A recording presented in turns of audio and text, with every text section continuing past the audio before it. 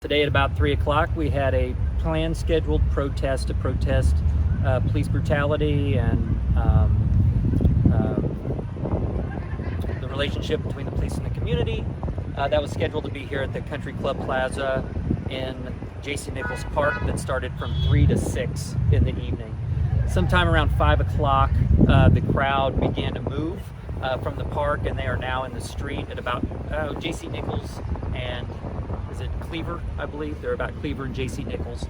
And right now the crowd seems to be voicing their First Amendment rights. They're voicing some concerns. Right now this looks, from our perspective, this looks like a fairly peaceful event. And we hope to be able to engage the folks throughout the night just like this. So it looks like they're passionate about their cause, and we'll be out here just like this as long as this stays as peaceful as it's been so far.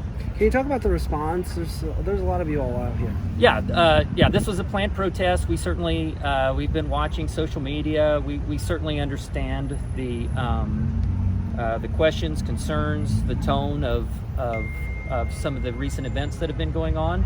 And we knew to expect large crowds that are passionate about this cause. You had an officer say over this PA, "We don't want to spray you." Spray what? Well, we have all kinds of munitions that we could deploy, aerosol munitions that we could deploy. I didn't hear that. I don't know what he was talking about. I'm not sure. Times. Yeah. Well, we see the officers carrying some sort of canisters. What's in those canisters? So some of those are oleo resin capsicum. I think most of them, what they have out there right now is OC spray, what we call oleo resin capsicum or pepper spray.